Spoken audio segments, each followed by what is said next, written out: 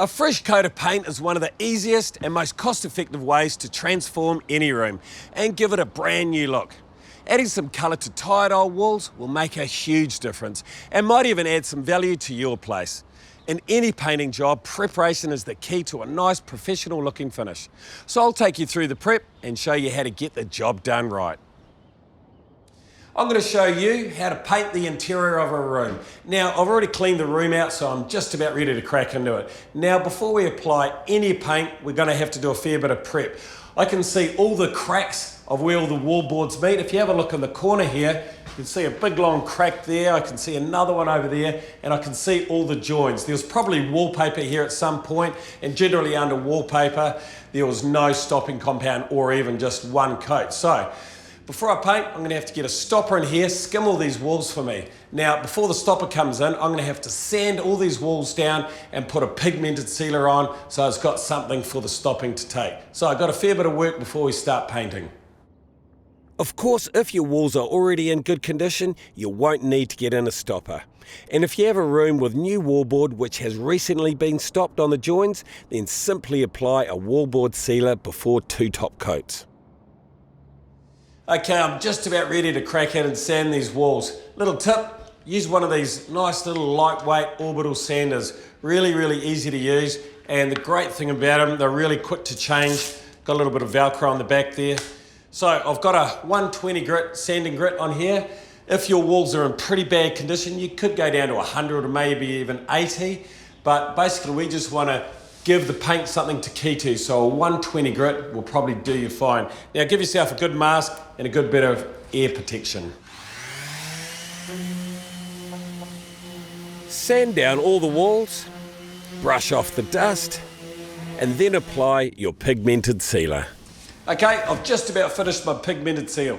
Now the reason I'm doing this is because these walls were pretty rough and this is going to set it up for our plaster. Now, if you're in the situation where you have installed some wallboard and it's been up for quite a while and it hasn't got any plaster or paint on it, and it's started to go a little bit yellow, what we call sunburnt, then you're best to also put a pigmented seal on. That way, you're ensured that the plaster is going to key to the wall.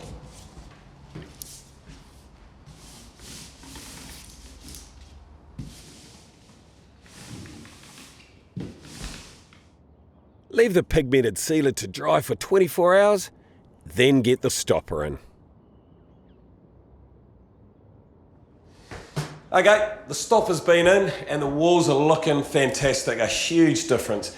Now, as you can see, there's a huge amount of dust on these walls from all the stopping, so we are going to have to clean that down. But before I do that, I'm going to come in with my sander and I just want to touch up these architraves. As you can see, pretty rough. There's a lot of paint drips everywhere. So before I go and paint any of these, we're just going to sand them back and make them look good.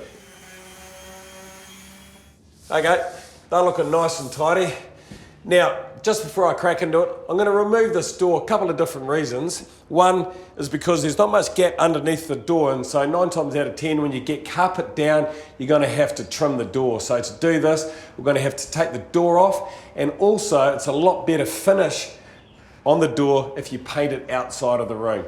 Now, to get the door off, what we're going to do is pop the pins out of the hinge and then just remove that. If you've got an older style door that doesn't have pins in the hinge, you'll have to unscrew it from the inside.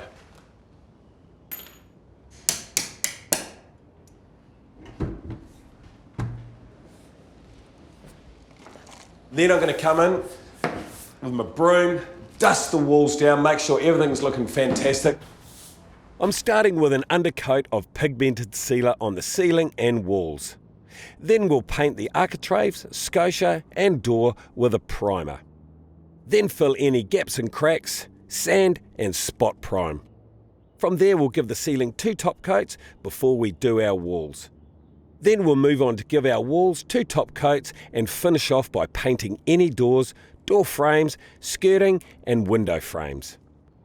I've applied a pigmented sealer as an undercoat as this is the best practice after a full skim.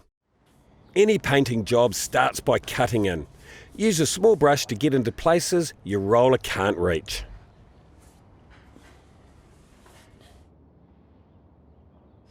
After I've cut in with a brush, I'm using a roller on the walls.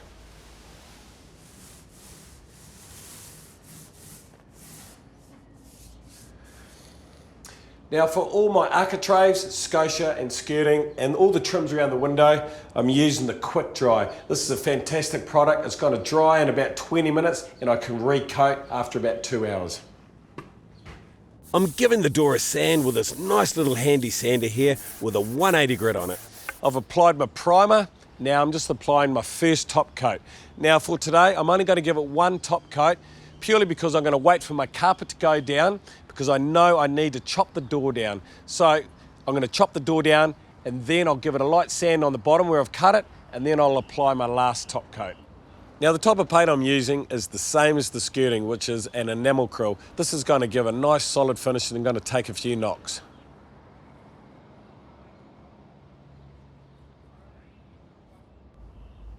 I'm using a flexible gap filler to fill any cracks around the room.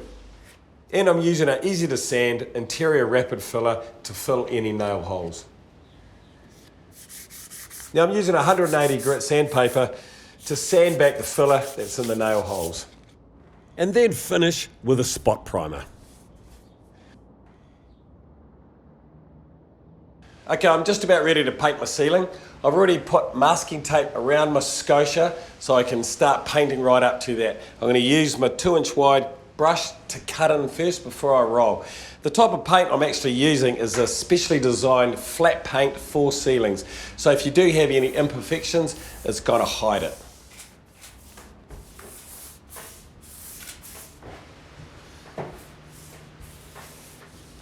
I've given the ceiling 2 top coats, leaving the first coat to dry for 3 to 4 hours before applying the second coat.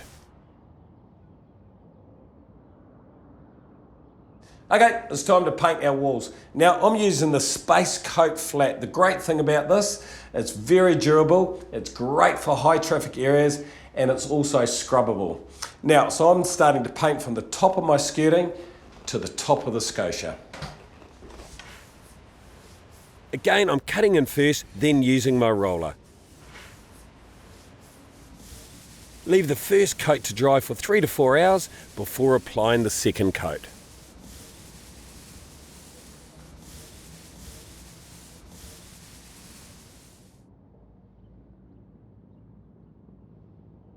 Okay, I'm just about to paint my skirtings. Now I am using this waterborne enamel krill. The great thing about this, it's really hard wearing, just like an enamel paint, but the good thing about it is there's no solvent, so we don't have to use any terps to clean up, and there's no nasty smells. I'll eventually give this 2 coats, leaving it to dry for 3 to 4 hours between coats. The type of paint I'm using on my window and my door trims is exactly the same as the skirtings, except for it's a different colour.